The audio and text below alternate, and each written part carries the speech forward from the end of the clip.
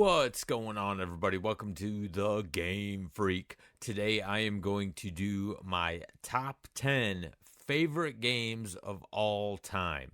Now, I was really hesitant to make this video because I do know a lot of people get butthurt over shit like this because everyone has a different preference when it comes to games, to any games. I mean, and that's natural. It's okay if you don't like some of the things that I like, and if you like things that I don't like. I'm not going to get on anybody about that. I mean, there's a lot of people that like a lot of games that I don't like, but hey man, that's their prerogative, that's their preference, totally up to them. I'm not going to bash anybody for it, but I have noticed on some lists that I have made, people are, and it's none of my subscribers, these are all people that aren't even subscribed to me. They'll leave comments like saying, well, what about this? This is a huge game. Well, I don't care if something is a huge game or a huge franchise or a popular game. If I don't like it, it's not going to be on my list. I mean, it's really that easy. So, I'm not trying to sound like a dick here, but keep in mind here, these are my top 10 favorite games of all time. Some games that you guys really like a lot may not be on this list. It just might not be my style of game, or I like them, but I just don't like them enough to put them in my top 10 of all time. So, with that being said and out of the way, just be prepared.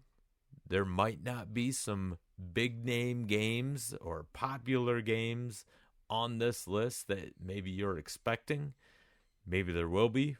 Who knows? Let's dive into it. These are the top 10 of my all-time favorite games. At number 10, we have Pitfall 2. By far, my favorite game on the Atari 2600. I played the hell out of this game. Unlike its predecessor, you got to explore in all four directions, and it was the first Atari 2600 game with a music soundtrack. Not to mention, you could also swim in this game. This was a true adventure game and probably the most sophisticated for its time back in 1984. This easily made my top 10 favorite games list for the amount of time I played it. In the early 80s, this was as good as it got. It may not be the greatest of games by today's standards, but it holds a special place to me. Even though it came out later in the life of the Atari 2600, it paved the way for future adventure-type games. So, coming in at number 9, we have Faxanadu. While everyone was drooling over The Legend of Zelda, I was heavily invested in this gem. I personally don't think this game received the credit it deserved. Though it was an adventure side-scroller, it had many RPG aspects to it. Stopping in shops along your journey, you can load up on different magic, weapons, keys, and energy replenishing serums. Set in medieval times, you travel through dangerous fields, towns, and dungeons.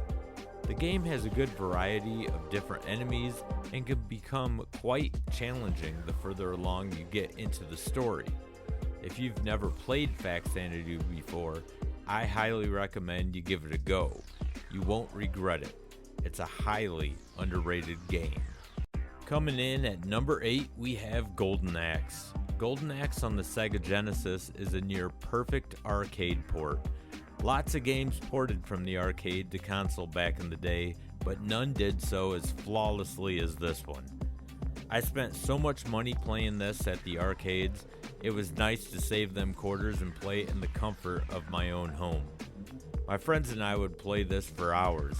When we finally completed the game, we'd start over and play through again. Golden Axe is easily one of the best games on the system. I believe it's even one of the best series. The minute you turn the game on and you see your character options rotating on a giant skeleton's hand, you know you're in for a real treat. At number 7, we have Life Force. I am a sucker for flying shoot-em-ups. Add in the best soundtrack ever, and you have a kick-ass game. This Konami classic also uses the classic Konami code to begin the game with 30 lives if you choose to use it. This game looked and sounded amazing at the arcade, The only difference on the NES was the absence of the voiceovers, but honestly, I found it more enjoyable without the voices. Life Force has some of the best end-of-the-level bosses of any flying shooter ever made.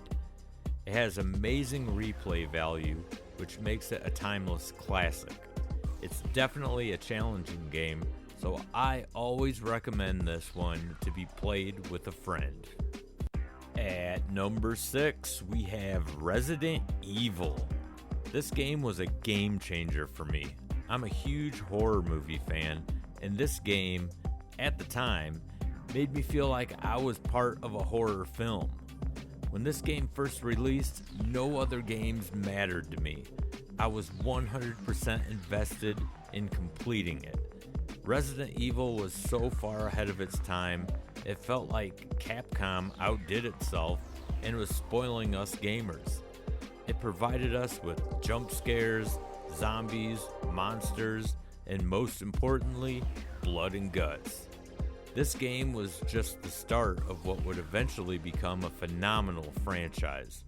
Resident Evil is one of the handful of games that I go back and complete at least once a year. I absolutely love this game. At number 5, we have Metal Gear Solid 5, The Phantom Pain. Now, I was hooked on this franchise from its very first game on the NES. I was one of the few in my neighborhood that appreciated the stealth-driven antics of the game. A lot of games were developed in this franchise, and I own a majority of them. I'm sure most fans of the series will disagree with me on this, but The Phantom Pain is my favorite. You can literally play and complete the missions however you choose. The possibilities are endless. The variety and amount of weapons you can develop is unbelievable. The gameplay and detail are both amazing, which made this game so addicting. And another unpopular opinion about this game, I actually thought Kiefer Sutherland was a better voice for Snake than David Hayter. Yeah, I said what I said. At number 4, we have God of War 2. Now don't get me wrong, the first God of War was fantastic, but the second made me fall in love with the franchise. Santa Monica knows how to develop a beautiful and intense game. The graphics in this game still hold up great today, and you need to remember, this was in the PS2 era. The music really helps with the mood shifts of the game. Kratos easily became one of my all-time favorite game characters after playing this. Yeah, he's constantly pissed off, but he's pissed off for good reasons. The combat in the God of War series has always been a pinnacle to its success. And the Blades of Chaos are easily some of the best weapons ever introduced in any video game. At number 3, we have Uncharted 4. Uncharted is one of the few series where each game got better. The best way to describe these games is Indiana Jones minus Harrison Ford. Although Ford is one of my favorite actors ever, Nathan Drake is one of the greatest fictional characters of all time. The story plots in this series are all great and well thought out. However, Uncharted 4 was simply a masterpiece. When this game was released, it was hard to fathom that any game could ever look better. Naughty Dog did a phenomenal job. The cutscenes and gameplay meshed together perfectly. I absolutely love this entire series, but the 4th edition to it definitely tops the cake. It was a perfect way to end an amazing journey with the great Nathan Drake. At number 2, we have Metroid. Metroid was my all-time favorite game for 32 years, but it was obviously dethroned. That doesn't take away how awesome this game is. For most Nintendo fans, The Legend of Zelda was the king of the carts. For me, nothing could top Metroid. This game felt so ahead of its time and thought outside of the box. The shock it gave so many gamers when you completed the game that your character was actually a woman was a big deal for the time. It's funny to think that now, but it was beyond the norm in the 80s. Metroid was the perfect game in my eyes. It offered a great adventure, solid action and combat, and a perfect challenge. To this day, it's still my favorite game in the series. So what game dethroned Metroid for me after 32 years of being king? That game is Red Dead Redemption 2. A game like this rarely comes along. I really enjoyed the first Red Dead on the PS3. However, I never envisioned that the second edition to the game, which is actually a prequel, would be so amazing. So amazing that it changed the way I look at every game now. It's almost a bad thing. Red Dead 2 is so good, it almost makes every other game meh. This game has forced me to hold every newer game made to an almost impossible standard. It's that good of a game.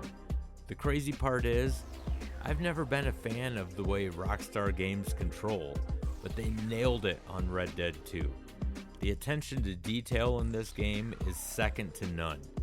Nothing compares to it. The scenery is both mind-blowing and beautiful. The story is an emotional roller coaster. I've never in my life become emotionally attached to a fictional video game character, and why should I? After all, I'm a grown man. But Red Dead 2 did just that with Arthur Morgan. For the few that haven't played this game, I'll spare you from saying any spoilers, but I assure you this game will have you feeling the exact way that Arthur feels throughout this amazing story. As good as Red Dead was, it's just an average at best game now after playing Red Dead 2, and that goes for every game that I love. Red Dead Redemption 2 is still a step ahead of every game that has came after. A masterpiece would be an understatement. This game is as close as you can get to perfection. So there you have it. Those are my top 10 favorite games of all time.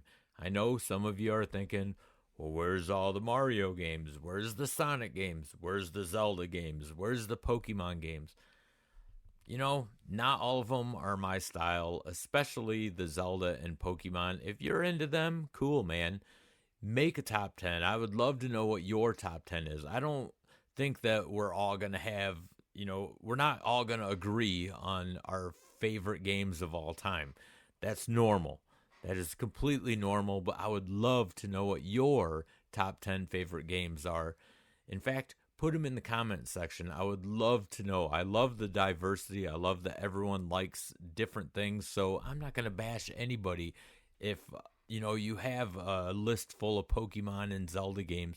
That's cool, man. I'm glad that you like them games. I support that you like those games because, like I've always said, we all have our own preference. So leave it in the comment section what your top 10 favorite games of all time are. This was a hard list for me because, man, I've been gaming since the early 80s. I mean, my first console was the Atari 2600. So I've been playing games for a long time, and there were thousands of games that I had to go through. In fact, I've been working on this video for quite a while now, actually over a month. I've been going through my library of games, and it took me a while, and it was really tough keeping some of the games off of this list that I really love. But these are the games that I came up with. I would love to know yours. Just leave it in the comment section. And if you are new to the channel, don't forget to hit that like and subscribe button. It really helps out this channel a lot, and I greatly appreciate it. And until the next video, game on, everybody.